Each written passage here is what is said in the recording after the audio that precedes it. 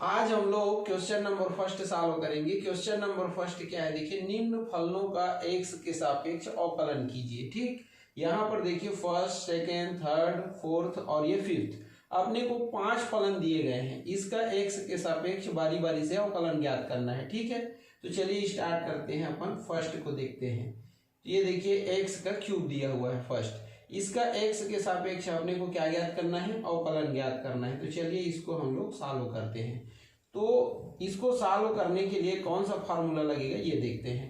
तो ये देखिए y = x का पावर n। ठीक, ये जो फलन है ना, इसका अवकलन क्या होता है ये पहले अपन देख लेते हैं। तो ये देखिए dx अवकलन ज्ञात करने के लिए हमको इस प्रकार से लिखना पड़ेगा ये, और ये dx और ये फलन को लिखना पड़ेगा ये। ठीक है, अब यहाँ पर देखिए dx क्या है, तो ये है हमारा ऑपरेटर, इसको हम लोग बोलते हैं क्या, तो अवकल गुणांक बोलते हैं। ठीक है, या हिंदी में संकारक बोलते हैं। ठीक, अब हमको यही ज्ञात करना है dx, ये y इसका अपने को क्या करना है, अवकलन करना है। किसके सापेक्ष, तो x के सापेक्ष।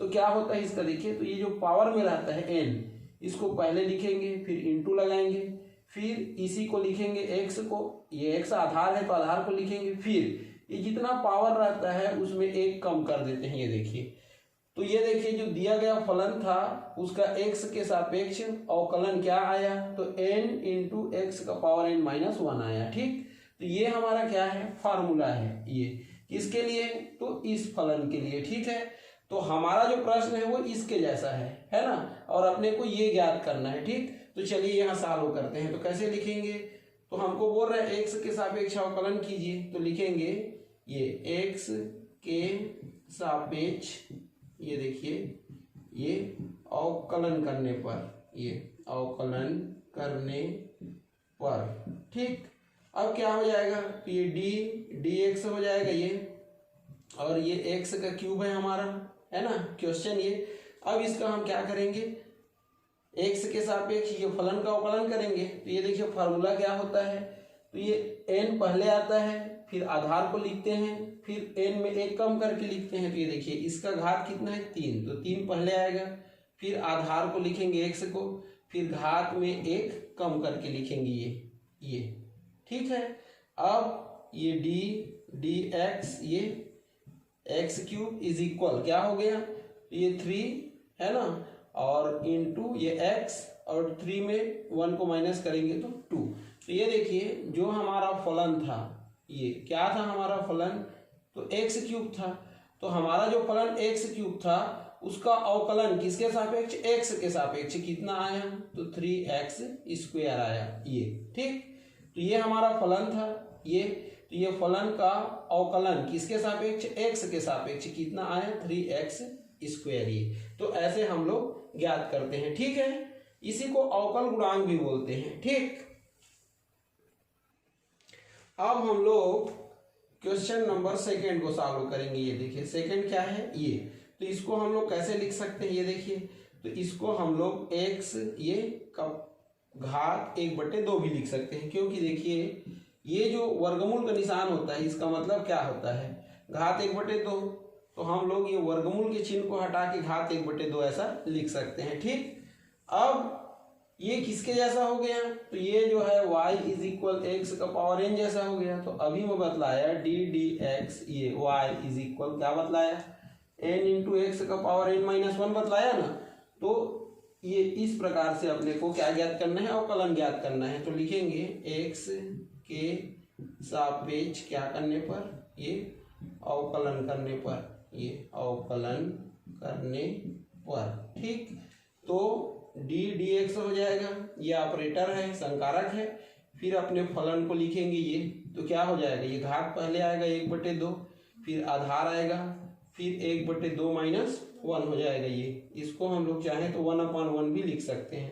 तो यहाँ पर देखिए 1/2 ऋण 1/1 है, लघुत्तम निकालेंगे तो कितना आएगा, 2। इसका इससे होगा तो ये, और इसका इससे होगा तो कितना हो जाएगा ये।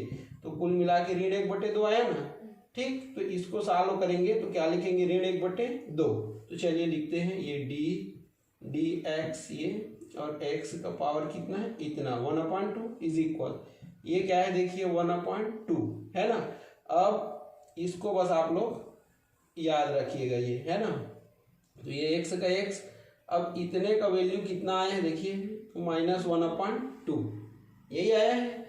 अब क्या हो जाएगा देखिए, तो यहाँ पर लिख देता हूँ, मैं साइड में लिख देता हूँ, ठीक है। ये इसी को हम लोग आगे सॉल्व करेंगे, किसको, यही वाले को। तो ये dx ये, और ये x का पावर कितना है 1/2 है ना, इज इक्वल ये 1/2 रहेगा ये वाला। अब यदि हम ये माइनस पावर में जो माइनस है इसको प्लस बनाना चाहते हैं तो क्या हो जाएगा 1/x का पावर 1/2 हो जाएगा। ये 1 के अपॉन में लिखेंगे तो ये माइनस जो पावर में है वो प्लस हो जाता है। तो ये देखिए dx ये है ना, मतलब जो दिया गया फलन है उसका क्या अवकलन बराबर कितना आएगा, तो 1/2। अब इसको हम लोग क्या लिख सकते हैं, ये ऐसा लिख सकते हैं, ठीक है, ये इसके मूल फॉर्म में। तो ये देखिए ये हमारा क्या आ गया, ये हमारा आंसर आ गया, ये हमारा क्या है आंसर है ये, ठीक है। तो ये दिया गया फलन था, है ना, जिसका x के सापेक्ष अवकलन कितना आया, तो 1/2 वर्गमूल x आया, ठीक है। ऐसे हम लोग लिख सकते हैं। इसी को हम लोग चाहें तो ऐसा भी लिख सकते हैं, या करके ये देखिए कैसा, तो ये dx ये, अब इसको हम लोग ऐसा भी लिख सकते हैं, ये इज इक्वल कितना आया है, तो 1/2 और ये √x, ये हम लोग ऐसा भी लिख सकते हैं, ये इस प्रकार से, ठीक है। तो ये दोनों सही हैं। अब हम लोग क्वेश्चन नंबर 3 सॉल्व करेंगे। ये देखिए क्वेश्चन नंबर 3 क्या है, ax² फिर प्लस bx है और प्लस c है, ठीक। तो यहाँ पर देखिए ये पूरा एक फलन है ना। तो इसको सॉल्व करेंगे तो लिखेंगे x के सापेक्ष क्या करने पर, ये अवकलन करने पर, ये अवकलन करने पर ये, ठीक।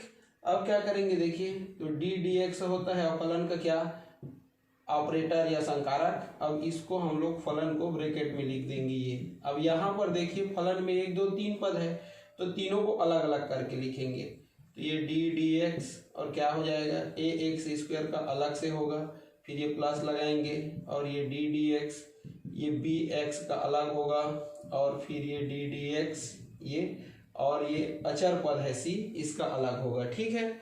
अब देखिए यहाँ पर a गुणांक है, यहाँ पर b गुणांक है और c अचर पद है। तो क्या होता है देखो, ये a जो गुणांक है वो बाहर निकल जाएगा ऐसे, ये क्योंकि गुणांक का अवकलन नहीं होता है, ठीक है। तो इतना बच गया, यहाँ पर b बाहर निकल जाएगा, ये देखिए ये, यहाँ 100 बचा। और यहाँ पर देखिए याद रखना y इज इक्वल जैसे c है, c मतलब अचर पद, तो जब इसका आप लोग क्या करेंगे अवकलन करेंगे ये इस प्रकार से x के सापेक्ष, तो इसका मान आता है 0। ये अचर पद का, ये अचर पद है तो अचर पद का अवकलन क्या होता है 0 होता है, ठीक। तो ये dx ये, तो इसका कितना हो जाएगा 0। तो यहाँ पर ये अचर पद है c, इसलिए इसका मान कितना हो जाएगा 0 हो जाएगा, ठीक, याद रखिएगा। अब आगे इसको सॉल्व करते हैं तो क्या होगा देखिए, ये यहाँ पर a का a रहेगा ये।